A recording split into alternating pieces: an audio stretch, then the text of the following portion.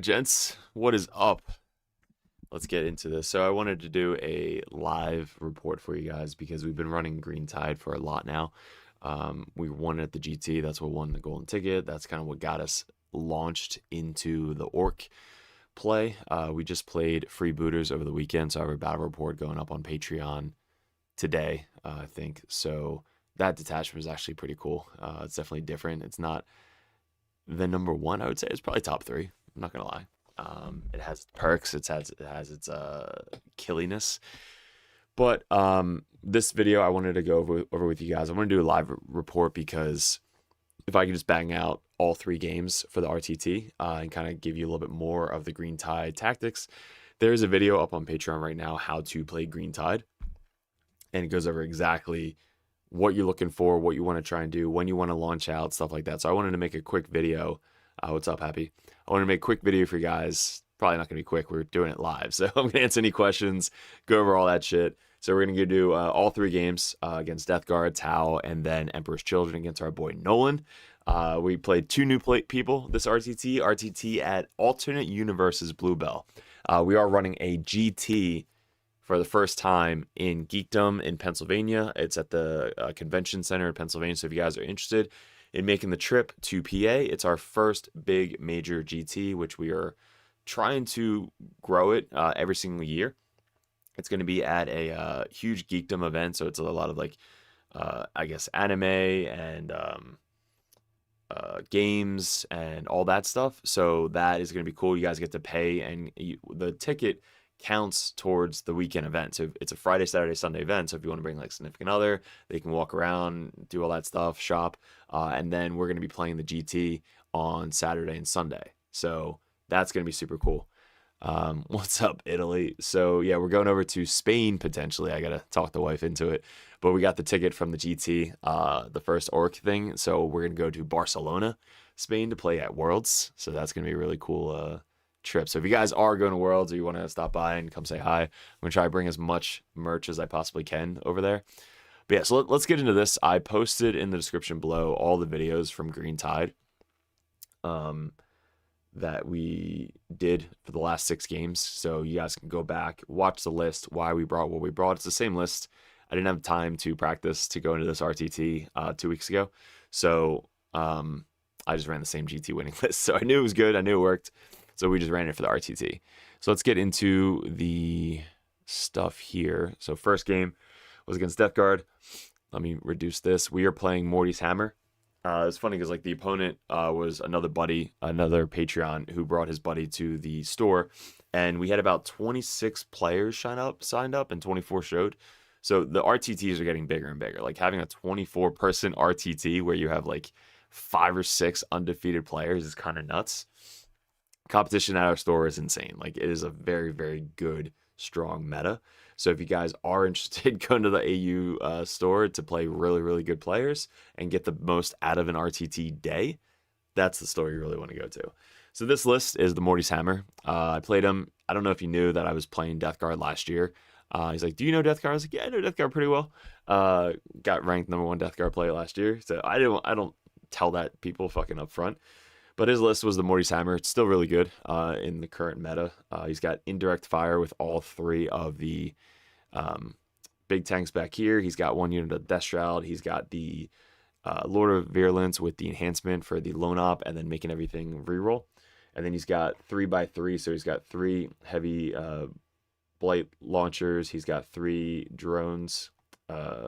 He's got 2 flesh mowers and 1 flamer.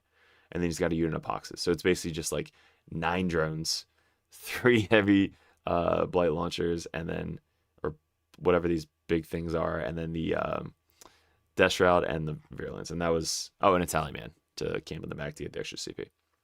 And then our list, like I said, same GT winning list. It's the Green Tide. It's 90 boys. It's 3x20. 2 lords or 2 war bosses, Gaz, Pain Boy, Boss Snikrot, Zodgrod with a 20 Gretchen, a truck, a battle wagon, 10 Gretchen, and the Weird Boy. Weird Boy is clutch. If you guys haven't tried the Weird Boy out, 10 boys with the Weird Boy, super good in almost every single list. So this mission we are playing, let me get that up, is this one. Okay. So we're playing Lynchpin. Hold 1 in your home deployment zone and then get 5 for the no man's land. This is search and destroy. I put my guys all the way at the front here for the infiltrate because if I get a tempting target, I want to try and be able to get this target over here. So anytime you're deploying, you always want to make sure that you're trying to get a tempting target as much as possible. Let me pull that over there.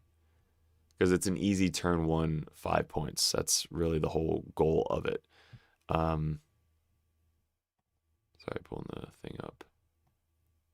All right, cool.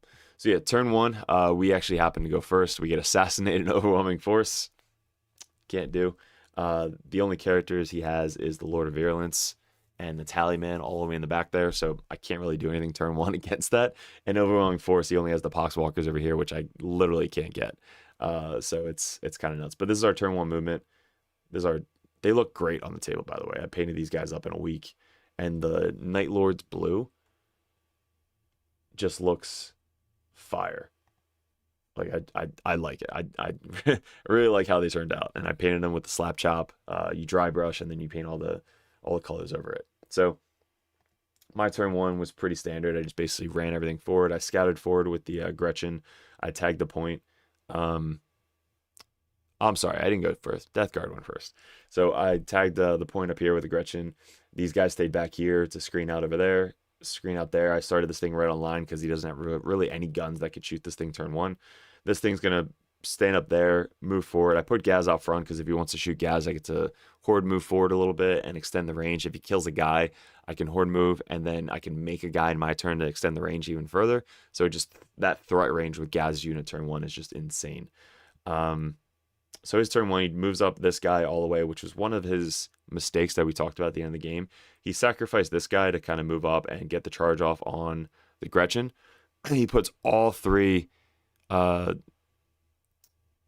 mortars all into the Gretchen unit because he knows that if he kills the Gretchen, it stops my blocking during my wild turn for my 18-inch, advance and charge.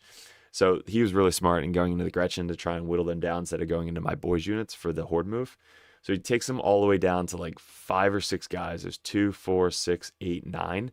I do take the guy off the objective, but when he charges into Zod, I'm able to pile in onto the objective again. So Zod puts a couple damage into him. I wasn't able to countercharge because he was too far away, but at least like I can now get back onto the point and have an extra CP chance to roll for that. So let me reduce this. Yeah, dude, orcs have been a blast. Like I've been loving them, especially with Green Tide. Green Tide is such a good detachment for the way I play it. I love Horde, so it just makes sense for me. I keep hitting next on that one. Okay, cool. So for this, our turn 1, we have a free tank that we can go after, and luckily for us, we get a tempting target. He killed my a tempting target he picked over here, so I couldn't. He's got the drone and 5 or 6 Poxwalkers on there. So if I would have had tempting target for turn 1, if I got it first, I would have been able to get it over there on turn 1. But since he went first, he was able to put enough on there, so I couldn't get a tempting target. And then the next one was secure no man's land.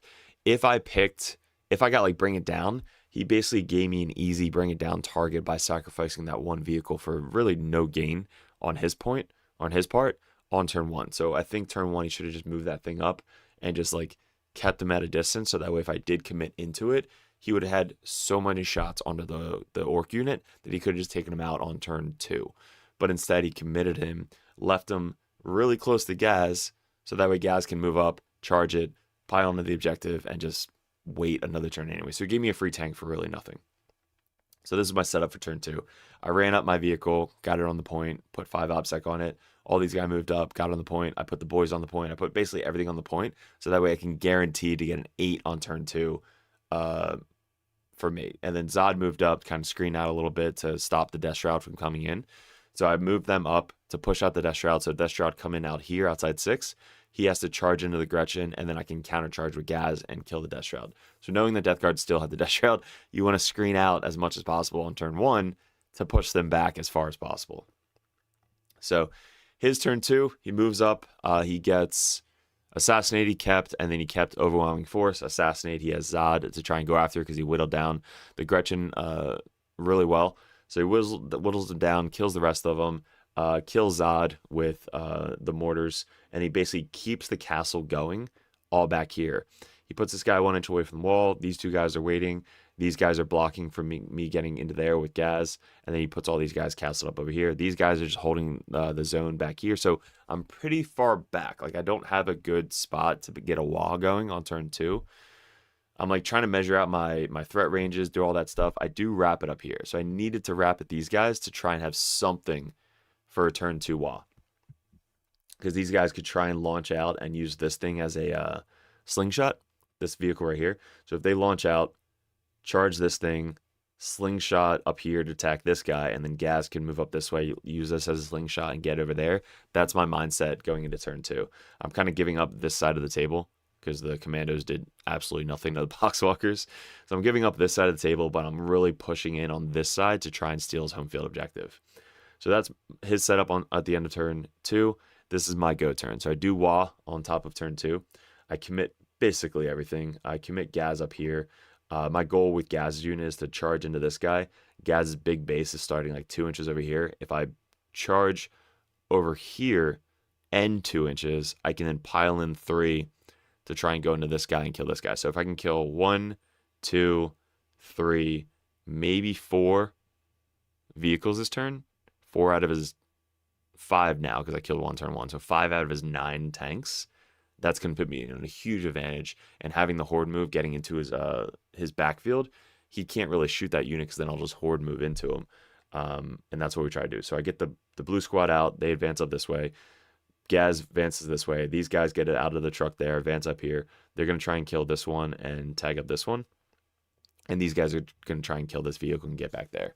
So he has the -2 to charge on his enhancement, which is really good on his data sheet, on his Morty's hammer.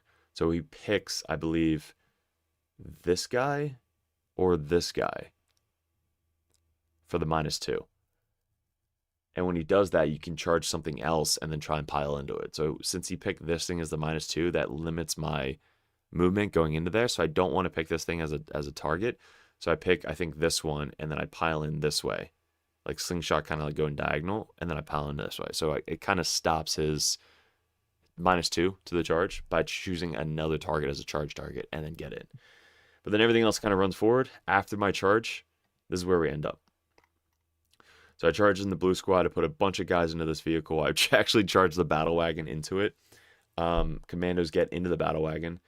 The 10-man boys get up here to try and screen out a little bit from the death shroud.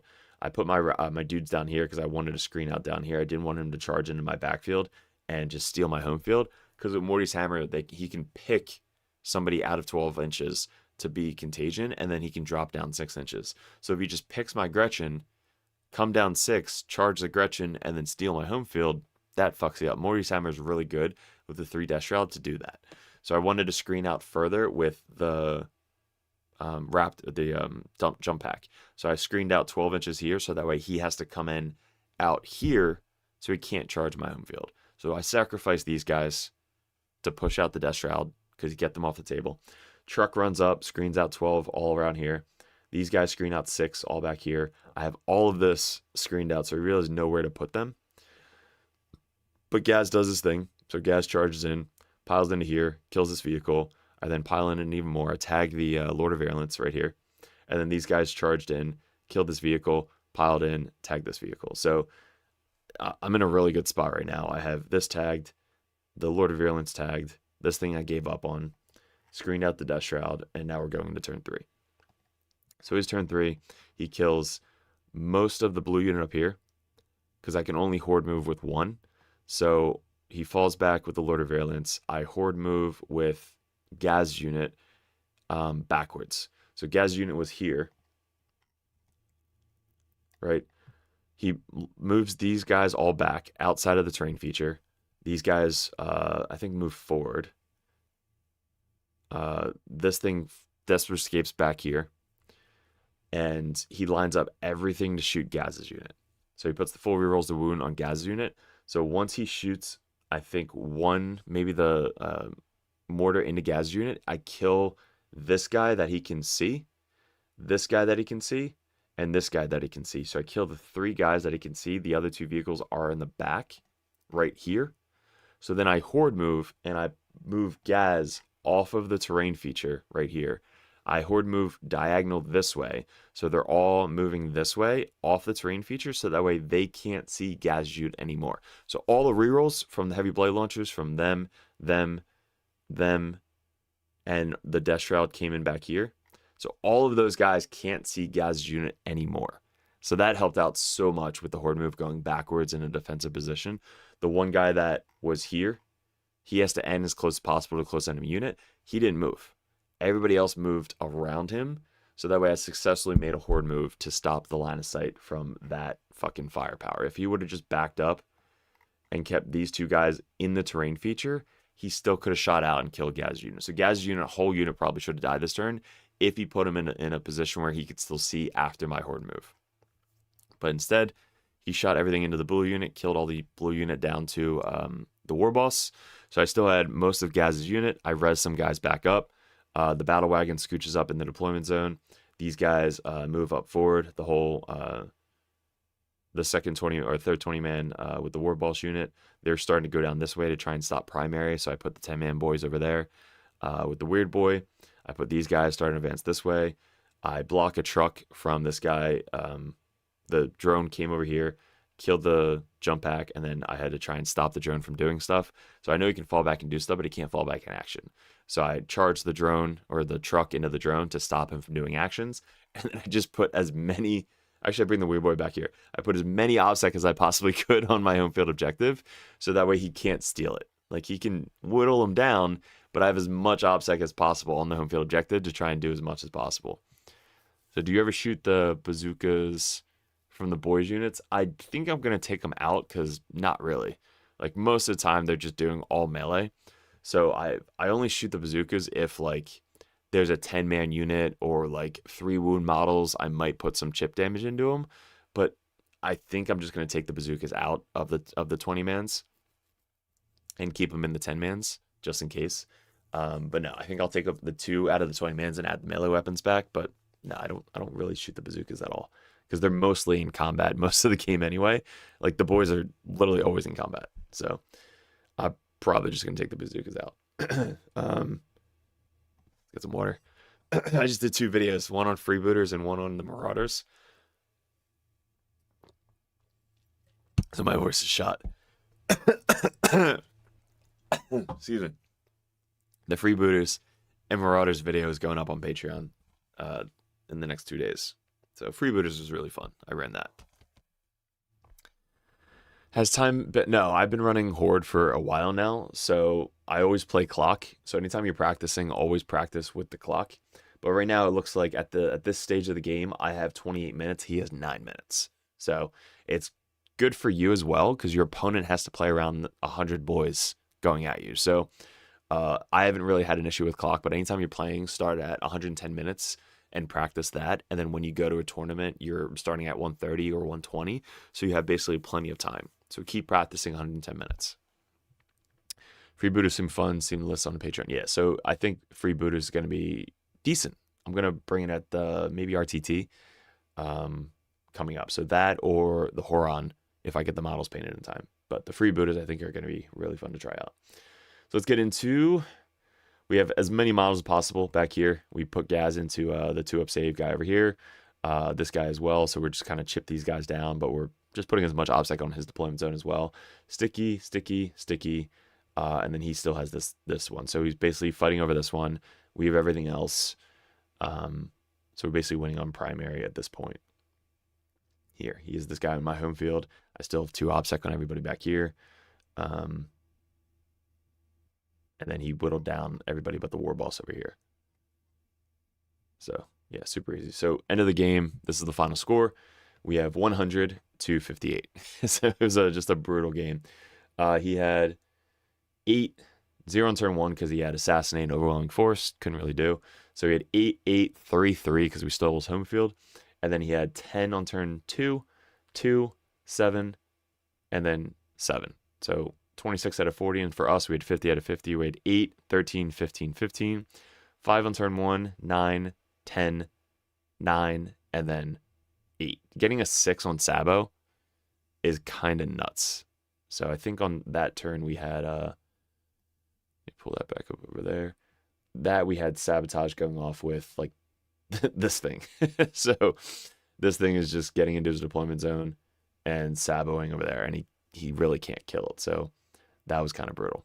So yeah, that was the first game. Really fun game. Awesome opponent. Really super fun opponent. Love playing RTTs and GTs with fun players.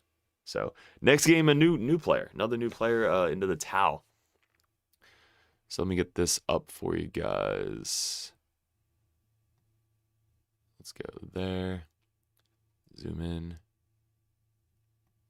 And there is that. Okay. So this Tau player brought the suits. He had a ton of shit. So the pink Tau. So he's got 3 Riptides. He's got a unit of Kroot. He's got a unit of the Fire team, which I don't really see with the leader. He's got 2 Pathfinder teams. One has the -2 to charge. One has the infiltrating. 2 units of stealth suits. He has a breacher team. No, he doesn't have a breacher team. He's got all the stealth suits. So he's got Far Strike with the melted dudes. He's got the bajillion guns with the leader. He's got the missile pods with the leader, with the missiles, and they kind of all line up. So you got the missile guys there, the bajillion shots there. The guys with the pointy things can fall back and shoot. These guys can rapid. He's got the free CP, and then this thing I think can do something else. I forget what the enhancements were, but it's a really scary list. A ton of shots. I think this list could have killed my Green Tide list if he played it a little bit more defensively, which we'll get into. So this list I think has the firepower to kill my Green Tide list. But we are playing Terraform. So Tau gets to go first on the Terraform mission. This is his deployment. We're doing, I believe, diagonal or stepping stone. It looks like it's stepping stone. Or it might be diagonal. No, it's diagonal. So we're playing diagonal deployment. And my infiltrating is right here. I won the infiltrate, so I put my guys right here off the objective just to try and screen out his infiltrators. He puts the infiltrating unit right here because they have a scout 7, so they can scout kind of like this way or backwards. The Kroot are starting right there because they also have a scout, and then everything else is right there. He has Far Strike and another unit in reserves, I think the Missile Boys, and then all 3 Riptides are on the table. I don't have any shooting, so you don't really have to fear the shooting at all. But our deployment, we put everything on the line. We put our Zodgrod because he can scout up here. I need these guys to be forward so I can get the scout 9. So they have to protect this little triangle at all costs, because if he puts his guys up front here, I can't scout at all. I have to scout kind of like backwards or diagonal this way. So it's not good, and if I can't do that there. So they're there. Also, if I get a tempting target, they can move up 6 or advance over to here. So that way I can get a tempting target turn 1, area denial, cleanse, locust. Like, they're really good at trying to set up for turn 1 secondaries. Yes, they're going to be they're going to die. But if I get terraform turn 1, I can move up here, terraform, move up here, terraform, move up there, terraform. So I'm going to try and terraform all 3 if I go first. But yeah, put everything on the line. This thing's out of line of sight of most of the Riptides. Toughness 12, so the Riptide's going to have kind of an issue going into it. So I know I can be super aggressive with the toughness 12 tank over there. But he goes first. He moves up everything. These guys get on the point over here. These are the -2 to charge guys. They should be spread out more because they're going to be pushed forward to give the -2 to charge. I think he should have been way more aggressive with these guys because -2 to charge with orcs, not fun at all. But he leaves enough room for me to get back here without having them as a charge target. So these guys should have moved up, did the terraform, spread out. Riptide stays back there behind them. These guys all scooted up. This was the mistake. I don't know if it was these guys or those guys. Where did he put those guys? No, so they're off the table. The bajillion shot guys are off the table. So yeah, he moves up everything. He terraforms this with the Kroot unit. So Kroot unit moves up, terraforms them, sacrifices the Kroot unit, I think, too early. Kroot unit should have stayed back, or I think you sacrifice these guys turn 1. So I think these guys scout forward at 9 inches away from these guys. They then move up, and if they could have got to there and tried to terraform that, definitely should have done that. So move up, get on that objective, or get, like, block there. These guys scooch up, terraform here, screen out this, sacrifice them. Everybody else kind of, like, runs forward. So, like, this guy moves up, these guys move up, these guys move up. The Kroot either move forward and screen out, or save them for the next turn. Like, they're the second rank of screening. So instead, these guys should have just screened out turn 1 and sacrificed them. Instead, he kept them back. So that let me kind of push forward as much as possible. Now, I didn't wild turn 1, but I did sacrifice my Gretchen unit. I knew they were going to die, because if I keep them here where they usually are, he can get way more angles onto me, especially with his deep strike, uppy, downy guys. So you can get way more angles onto me and just blow up my Gretchen unit, so they don't get them. I don't get to use them at all. So instead, I move them forward, and then I use the Kroot as a launching point. So I move them forward. I charge the Kroot without wilding. I charge the Kroot. I get into the Kroot. I pile in, and I kill the Kroot, because I charge him with the boys as well. So the boys move up, charge the Kroot. I slingshot into here. I stop the primary on this objective. I stop the primary here, and I kill all of the Kroot, and I tag up everything. So I tag up these guys that were right there. I tag up these guys with the Gretchen, and I screen out. So I do the screening that he should have done on his turn. So the screening was that these guys can't fly over me, and they can't land here. So he can't deep strike as well in all these different pockets. So Gaz unit's pretty safe. This thing's on the objective, safe.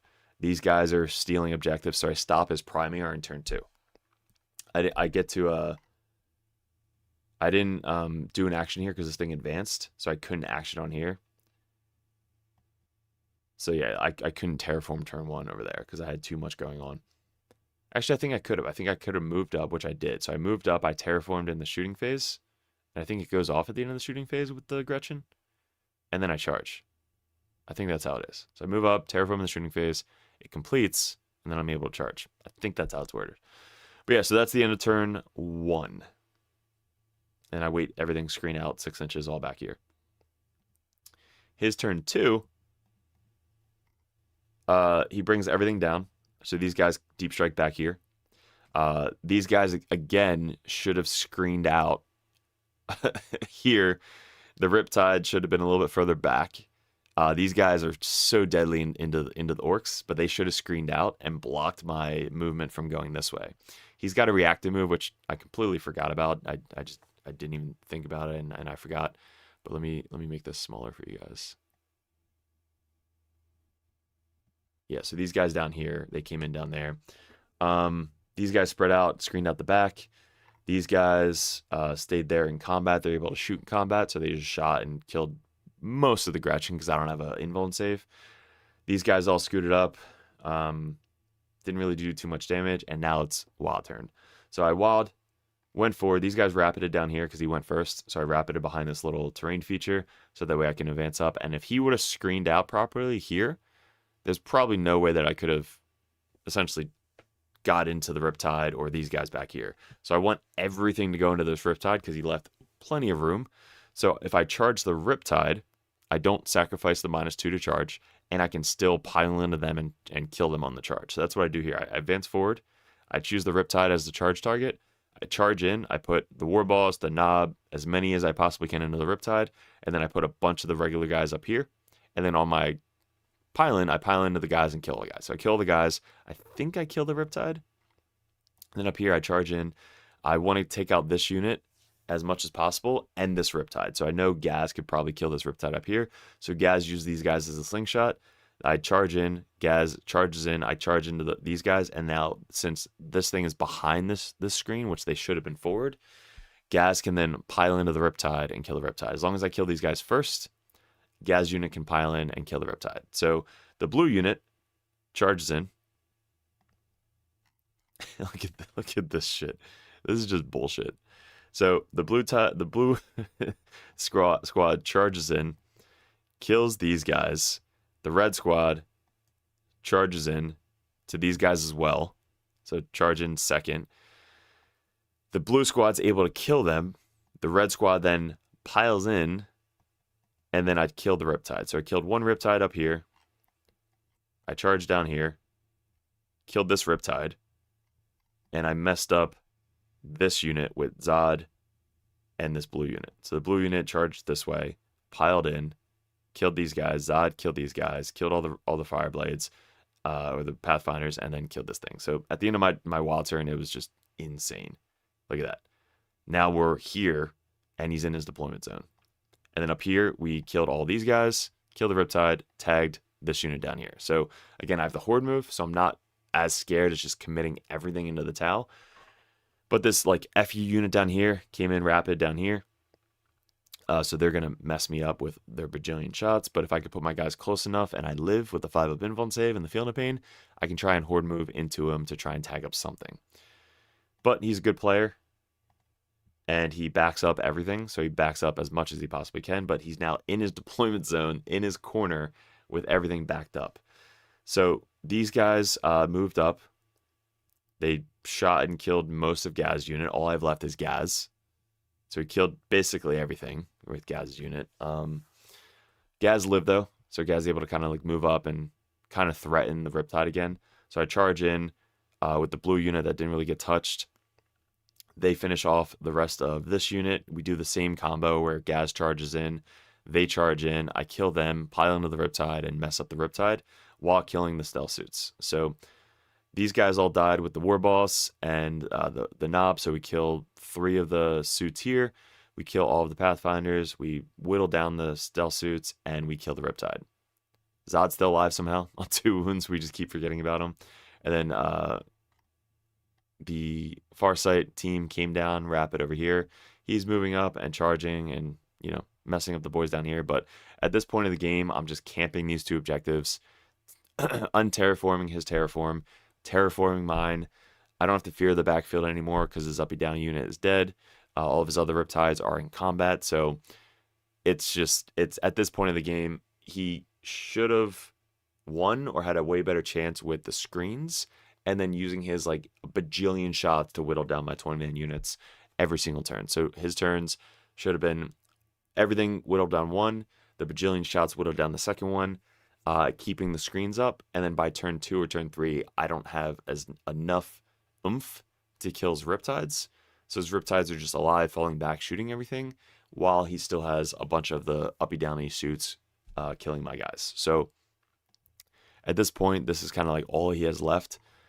Gaz died, that's fine, but I had enough primary and secondary to win the game on that, to just kind of keep pushing everything forward. So jump pack is moving up there.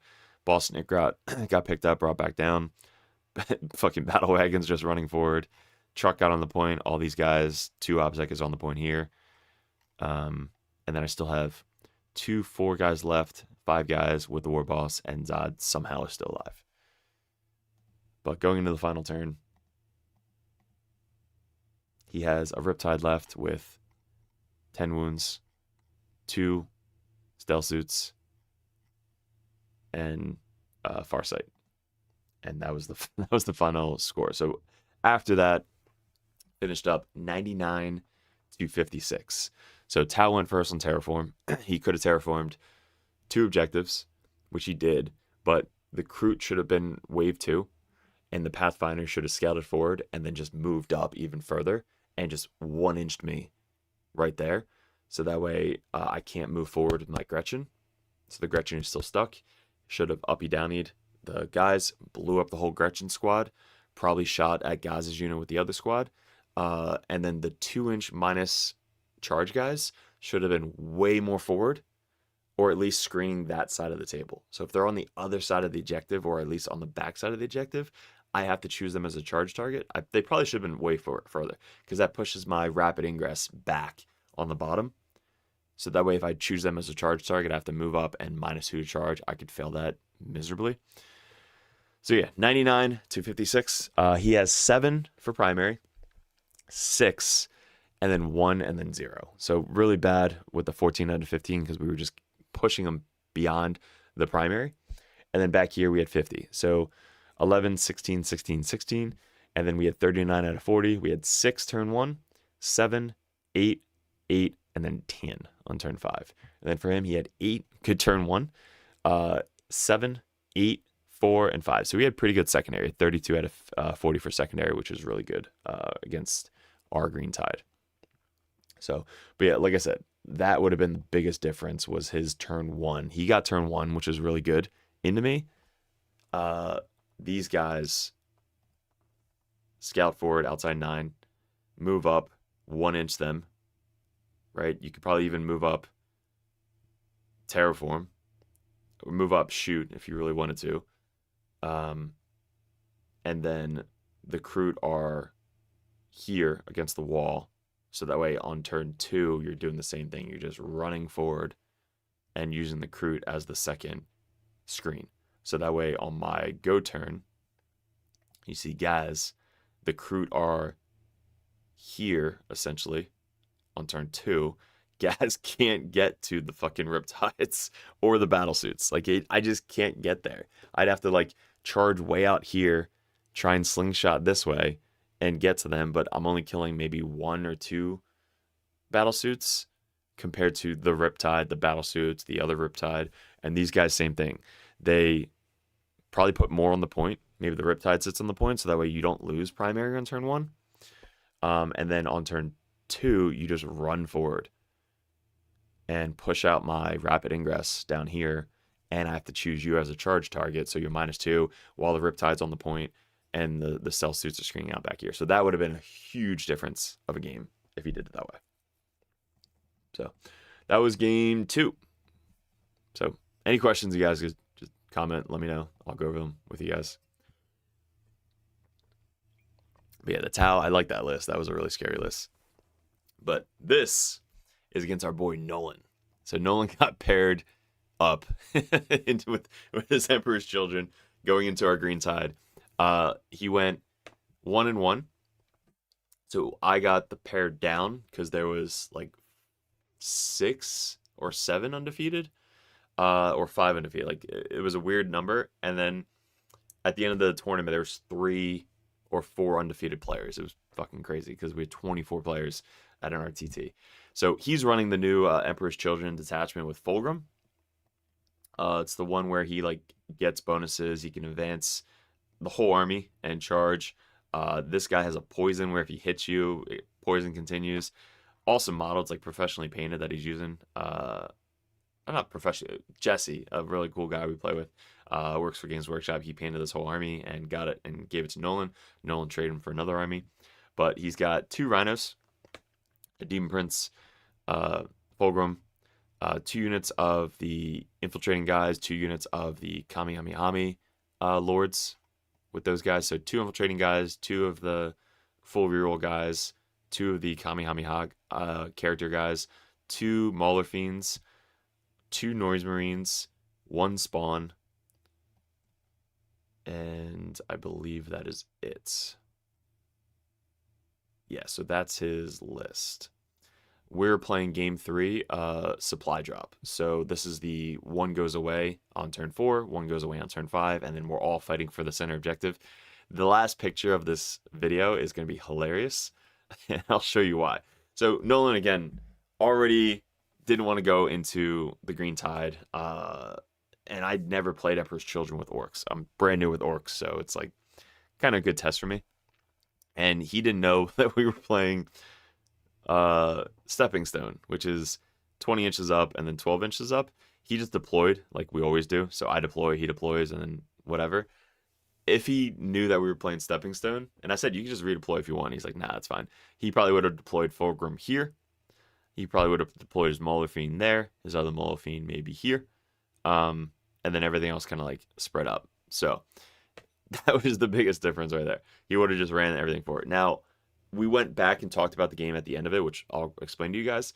But if he's way more aggressive with like just Fulgrim and everything and just like using Fulgrim to snipe out my characters and maybe kill Gaz, like that definitely would have changed the game. But I go first in this matchup.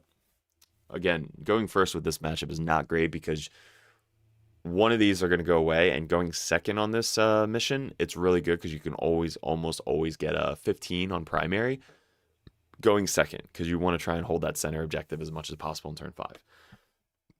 So we went first. We put our same guys here. We're sacrificing them because he doesn't have a ton of shooting. His shooting is in the Noise Marines back there and back there, so I don't really have to fear his shooting. He can advance and shoot a unit as well, his whole army.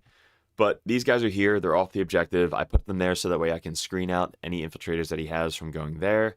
And I can do tempting target. I could do locust. I can do cleanse. I can do area denial. So that unit right there can do a ton of turn 1 secondaries. So that's why they start there almost every single game. Or defensive position like up here. And then my second unit usually always starts back there. But this is the unit that always has like the 5-up invuln save in case I need them to get shot at and die. So they have the 5-up invuln save. They usually always have the bomb squig. So if they can move up and throw a bomb squig, that's it. Snicker back there, Gaz right there. They're all kind of running up to this section. Zod scouting there, and then everything else kind of like waiting. This thing right on the line, the battle wagon, because again he can't kill it with guns. So that's there just to fucking run forward. So we go first.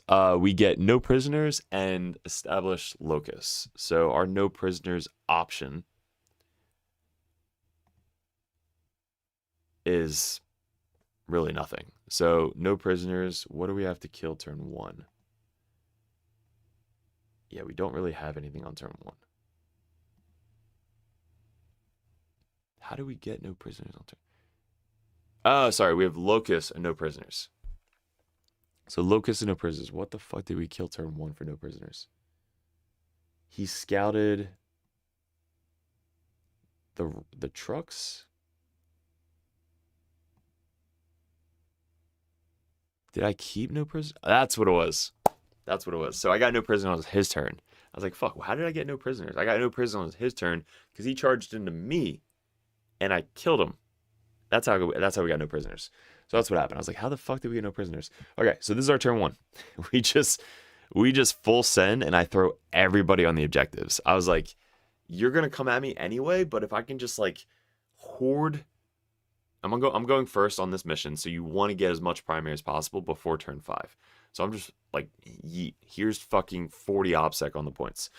So I run up everything. I run up the truck. I run up all the guys. I get the guys out of the truck onto the objective. I pick up, bring back down the weird boy right there. So I put 2, 4, 6, 8, 10 OPSEC on this point right here. I put 5, 6, 7, 8, 9, 10, 11 OPSEC on this point. We save our Gretchen back here. So they're there kind of screened out. I put a 2, 4, 6, 8 OPSEC on that point. So I got 8, 15, 10. So I'm like, all right, here's my army. Where do you want to go? I use my commandos to screen because I want to stop Fulgrim from getting into me turn 1. So I measure it out properly so that he can't advance in between here and land outside 1 inch of these guys, and these guys. So he can't land his big ass base right there. So he'd have to advance 1 inch away from here. So he'd have to advance up to there and try and charge over me to get there. So that's what I did with these guys. And then up here, he got these guys out of the rhino so that way he can kind of go up here and try and kill all of my my dudes up here. He gets engaged in all fronts and marked for death on turn 1. So engage all fronts. He commits the guys inside the rhino out here. He charges into the Gretchen. He precisions out Zod. So I lose Zod turn 1, which is insane. I was like, I didn't see that coming. So played a really good play there. I think he committed those guys maybe in a different angle, because I set up my boys so that way if he does commit into me, I can countercharge, which is what I did. So I countercharged into him. I think he should have precisioned out. Like if he precisions out Zod, that's good. But he has precision on the whole unit. If he precisions out the Pain Boy, that would have whittled down this unit a lot faster. So I think he precisions out Zod with his Kamehameha dude. And then he precisions out the Pain Boy with all the other guys. So he sacrifices them. The Rhino moves up, gets onto the objective. I countercharge into his unit. And when I do that, I countercharge so that way Gaz can go this way and then pile into the Rhino. So when I countercharge into this unit, I had all the guys swing on this unit, and then Gaz and like 4 guys over here, kill the rhino. So I was able to kill the rhino, the character, and the unit to get 3 kills on his turn to get me no prisoners on turn 1. So I kept no prisoners, and I got 5 on turn 1 for no prisoners. So it was already not a good start for the Emperor's Children. These guys move up and charge the commandos, which spawn are really bad in combat unless they're world eaters. They actually failed to kill the commandos. So I was able to get a 15 on primary with nothing running down here. I had 5, 6, 7, 8, 9, 10, 11, 12 still on the home field. And then I put as much as possible onto this objective up here. So I had 15 on turn 1, turn 2. He has no uppy downy, so I just ran these guys forward so that way they can try and commit on turn 5 into the center. These guys hung back there.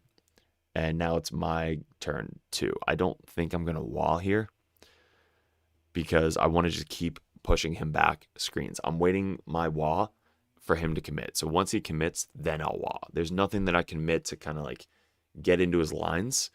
So I use his spawn as like launching points. So I fall back my commandos. I fall back here, and I just kind of screen a little bit from all these guys against the wall. The Mauler Fiend didn't move up at all. Fulgrim did move up. These guys kind of stayed back here. I move up my truck, so I commit my truck. I want to charge these guys to, again, push them back. So I charge in, make the charge, screen out his guys from going this way. The 10-man boys move up here. They charge the spawn. They then slingshot over here. So I screen out all this. And then the Gretchen, without Zod, don't really do anything. So they moved up 6. And then I charged the spawn with them, and I slingshot this way. So the Gretchen strung out this way, into the spawn, screened out, screened out, screened out, screened out. So I have this objective down here with 2, 4, 6, 8 guys. So he has to like somehow get all of his dudes onto this objective, which is going to be really hard. I stickied all of them. Gaz is on this objective, so that's 4, 5, 6, 7, 8. All the guys are just waiting here. I just moved the truck up here to screen out over here. He's screening out Gaz's unit. And then I put the weird boy over here. So the weird boy, 2, 4, 6, 8, 10, 12, 14, 16, 18, 20, 22, 24, 26, 28, 30, 31, 32, 33, 34, 39 OPSEC on the center right now. Let's just here. Come at me. Do something. So that was my turn 2. I didn't wall. I was just waiting. And then this is after my consolidate, screen a little bit. I was able to consolidate towards this objective, so I'm consolidating back a little bit. These guys, same thing. These guys, same thing.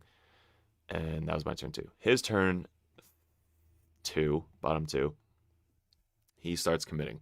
So he moves Fulgrim over to here. The Demon Prince, I think, rapided over here. These guys moved up here. These guys slung back over here. The Molofine moved up here. The Molofine moved back here. He's kind of like swinging down south, which I think was 1 turn too late. Again, they should have probably deployed on the line, which we'll go over at the end. This truck, this vehicle had the guys inside. They moved up. They get out. These guys can fall back and charge. They fell back from the truck. They're all going to start committing over here. He wants to try and whittle down all the screens. I did wrap it up here. So I wrapped it as really close as I possibly could from the Molofine. So the Molofine is like, I think he can charge to the wall. So the Molofine is like 10 inches away because I'm setting up for turn 3 wall. So the Molofine's 10 inches away, so he can't just like charge into me for free, essentially. So I didn't want to be 9 inches away, so I was like 10.5 inches away. But yeah, after he kind of charges in with everything, he kills most of my screens. The Gretchen is still alive, but he kills the 3 commandos, he kills the 10 boys, he kills the truck. The Demon Prince charged this way, Fulgrim didn't charge in. He charged in, they charged in, they charged in, and this thing didn't charge. So now he's like pretty far back in his deployment zone. I'm going to get another 15 on primary. Down here, he shoots these guys with, I think, the guys inside the Rhino, the Demon Prince, and these guys. So he kills 4 of these guys. I'm able to spend a CP and bring them back onto the objective, even though it's still sticky. I want to kind of just bring boys back so that way I have more OPSEC, more screens. But now it's turn 3 wall. So I wall, and I just commit everything onto his home field objective. So I wall in, these guys charge in, I charge in, murder the Molofine, take these guys down to 2 guys. I pile in with the blue unit into the Noise Marines, and the War Boss and the Knob kill 5 Noise Marines, while these guys kill everything else. Gaz has really nothing to go into, because Gaz is all the way back here. So once these guys get out of the vehicle, they're the ones that charge forward this way, and they charge in and try and pilot. So they go from there to the Noise Marines and kill the Noise Marines. And then we finish off the rest of the screens. So Gaz unit moves up, charges in. This one guy, Kamehameha guy, lives somehow.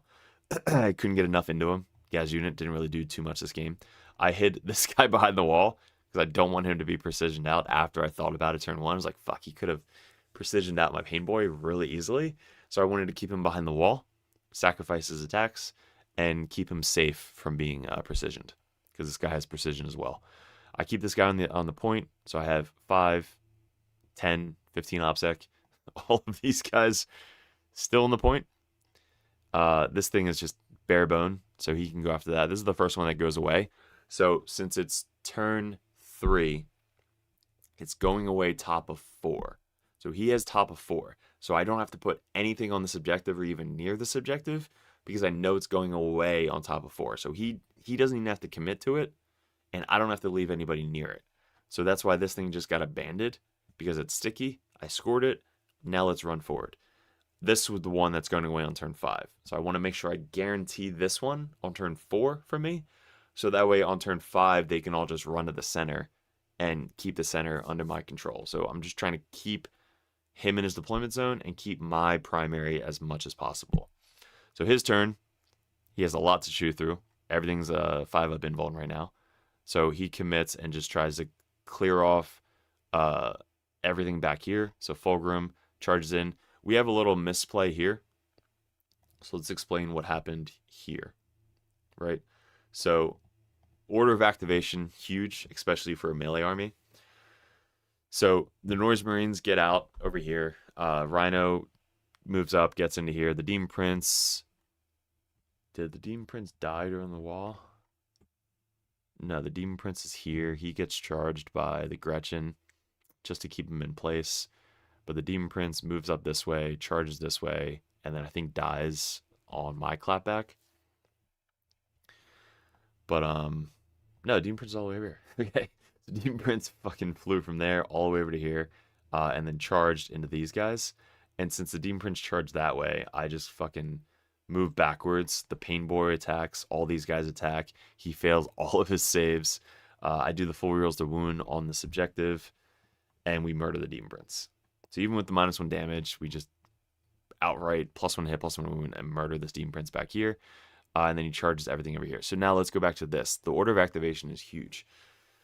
So what happened over here was when he charged in, everything kind of moves back here. He kills all these guys. He charges in right here. So when he charged in with these guys, he charged in. I then countercharged with the dark blue. It's light blue right here, dark blue back here. These guys were over here. So since these guys were over here, he was relying on the charge from Fulgrim to go into the blue squad and just murder the blue squad. So what he did first was he charged these guys in to the blue unit, which then I countercharged with this dark blue unit. So I countercharged, which then took them 6 inches further away from Fulgrim. So order of activation, Fulgrim should have went first into the blue unit. Then you should have charged everything else down here into the unit down here. So that's what basically messed up. And then you try to roll the charge into the blue unit, failed it, re-rolled it, failed it. And I was like, all right, let's time out, rework this, and let's do the proper way to try, because obviously we already fucked up, right? So order of activation, we already failed. If we redid this and it still happened the same way, you charge Fulgrim into the closer unit, which is the blue unit. So you charge in. You can't get base to base because you didn't roll high enough. So then the Maulafine charges in. Then everything else charges in. So now your order of activation is going to be this unit murdering the blue unit as much as possible.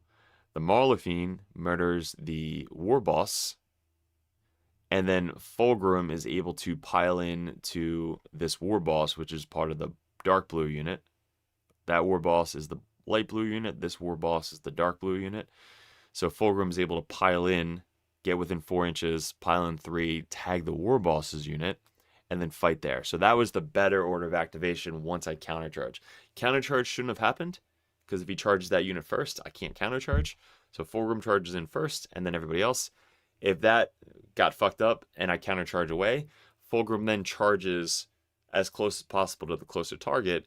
Everything else charges that target. He kills that unit, and then Fulgrim piles in, because he charged, into the dark blue unit and then kill the dark blue unit. So that was the other way that we did it after we re-racked it and did it the proper way. So that's why I took a picture here to try and explain that.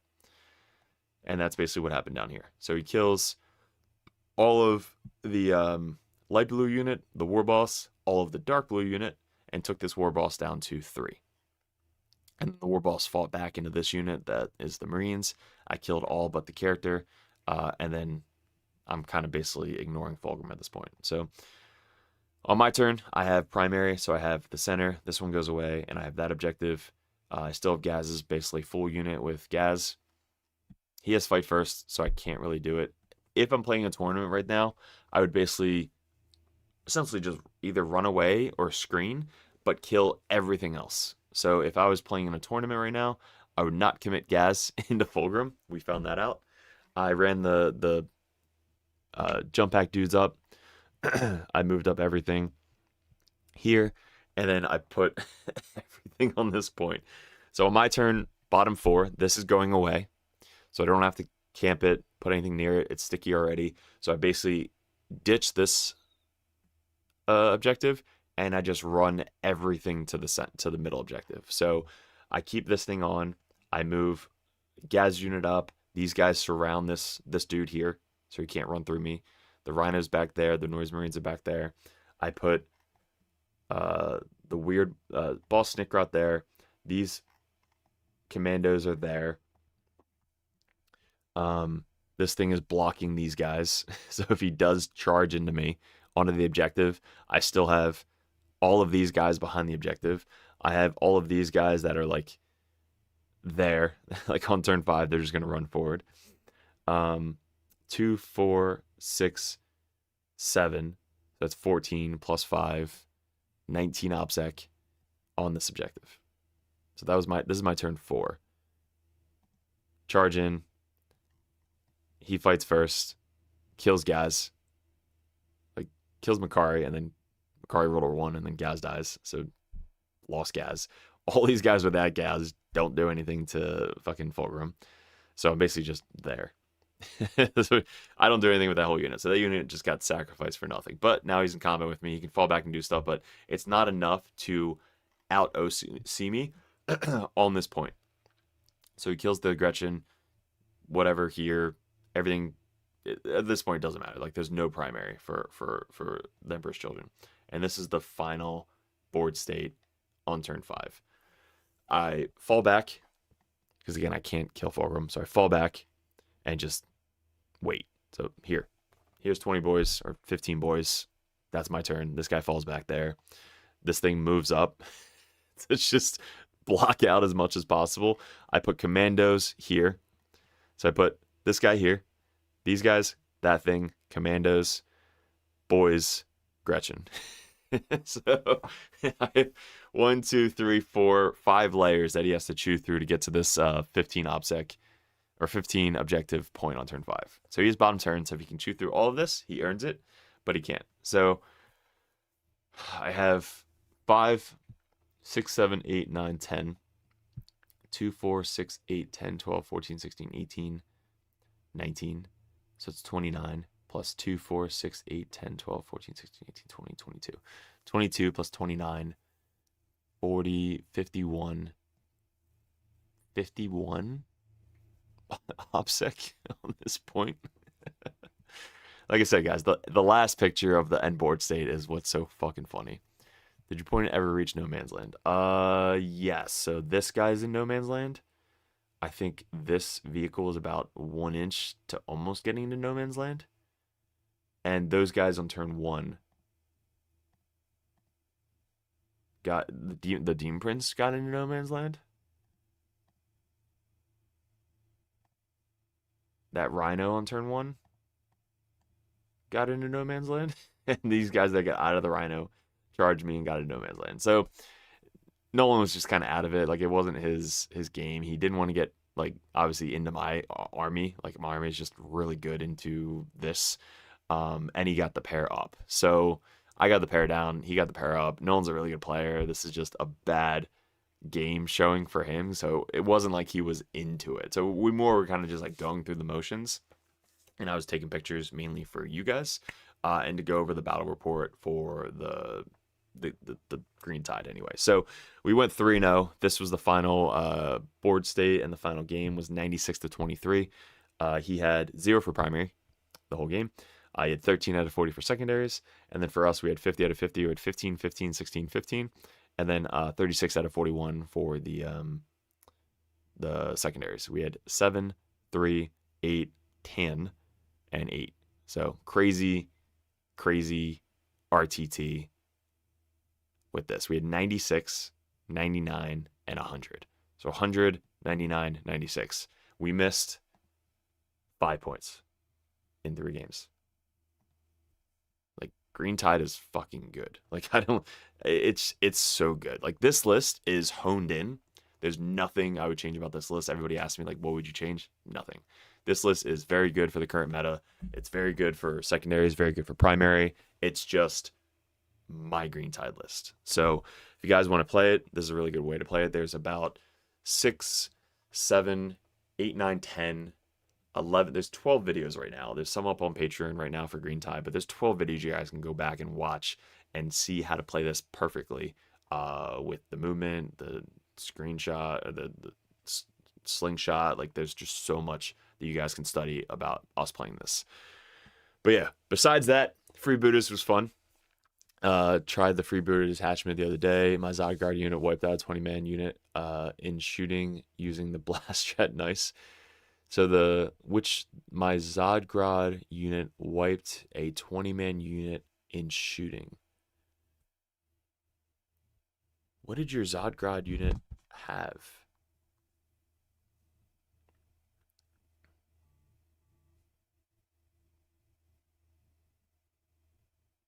Shit, are you talking about, like, with Gretchen? Already buying it, boys. Love that you can find them like $1 a pop.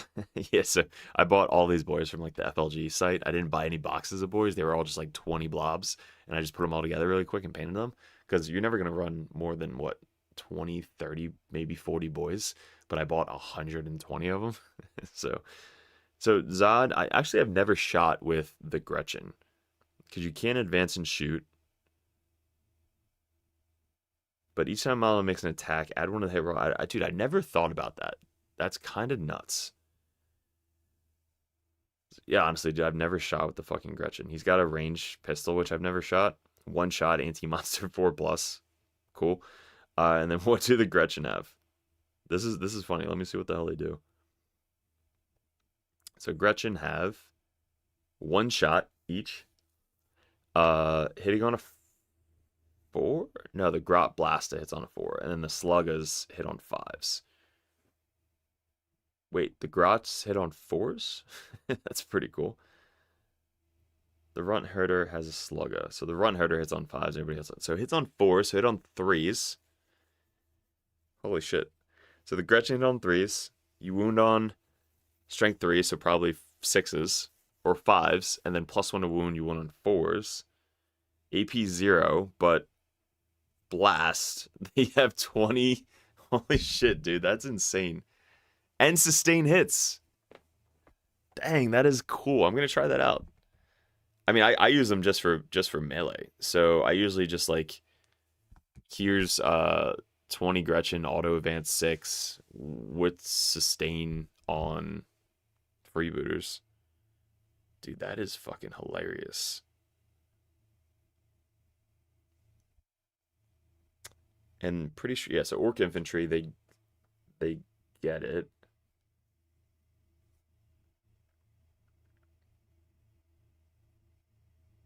Yeah, Orc Infantry get it. So you get sustain with all of their attacks and with their weapons. If you shoot something that's on an objective or you're on an objective, you get sustain. It's 1. Any strats that you could use with them that are good for shooting besides the blast? You can't do the second wall, which is fine. Shooting into an infantry that has blast. So you basically have, and they can fall back 6 if they fall back from you. So they're gonna be super annoying. Yeah, dude, the Gretchen in the freebooters I think should be in every list. I think the Gretchen with Zod in freebooters are just insane. Didn't even need the sustain. So what did you kill? Wiped out a 20-man guard unit. Yeah, I guess with toughness 3 bodies, wounding them on fucking 3s. Hitting on 3s, sustain hits 1. Hitting on 3s, sustain hits 1. Blast. Fuck, dude, 4 shots, 4 with the blast with the 20-man. Dude, that's insane. I'm gonna use that. Next thing, I'm definitely using that. That's hilarious. All right, guys, so back to the video. It's great RTT. This is probably the last time I'm going to be running Green Tide at an RTT. Like, it's just, I don't need to test this anymore. It's good for the GTs, so I have to figure out what I'm going to be running for the next GT. We have a GT coming up in April, which is Battle for Alzheimer's. I'm either going to be running Chaos Space Marines or Green Tide, maybe freebooters, because I already have the golden ticket. So all the next GTs coming up, it's like I'm not really focused on getting the golden ticket because we already have one. It's more of just like fun / just playing more orc shit. So I'm probably going to post up in Patreons what you guys want to see or what you want me to test. I could try the freebooters. Maybe we'll get on stream and kind of like show that off a little bit. But yeah, there's a lot of shit coming up. So 2026 is going to be mainly focused on growing YouTube, growing Patreon. If you guys haven't noticed, we're putting a lot more videos out, a lot more content, a lot more tactical videos. We'll be doing this without my Patreons, obviously. If you guys aren't Patreons, if you guys support us, if you like these types of videos, head over to patreon.com so that way you guys can support us. You get a link to Discord so you guys can message us in Discord, ask any questions, get to vote on different stuff, and watch all these videos ahead of time on patreon.com. But yeah, so much shit. Already have a Stampa. I do not. So I need to get a Stampa, and I want to get that. I have a dude, that buddy of mine, who has the big Gargantuan. I want to try that out. It's like 400 points, so it's 400 points less than a Stampa. But I think a Stampa could be good with the mech, making him +1 to hit and sustain hits on everything. But I think he's really good in that mech detachment, the one with the walkers. So I think it's really good in that detachment. And it's really good in Daka. So more Daka, it's in Stampa is going to be insane. But yeah, so much. That's fucking, I don't even have 100 dice to roll at once. But yeah, I'm going to try all that. But yeah, this is Green Tide. Probably no more videos on this unless we're running it at GT. I probably could win another GT with Green Tide. It's a really good list. But yeah, a lot more Orc Chaos, new Chaos models. Grey Knights, I got to put Grey Knights back on the table. Death Guard, let me know what you want to see about Death Guard, because we won Death Guard last year. But yeah, guys, really appreciate it. Good luck. Let me know in the comments below what you liked, didn't like, how we can improve on the channel. Check out the merch. This is in the description below. The laser, if you guys haven't seen the new laser, it's sick. Like, this thing is nuts. It's rechargeable. You just unscrew it. It's rechargeable. That's in the description below. That's from Rexar Lasers. Make sure you say Dirtbag sent you and buy some Dirtbag stuff. But yeah, guys, appreciate it. Good luck. And we'll see you in another video soon.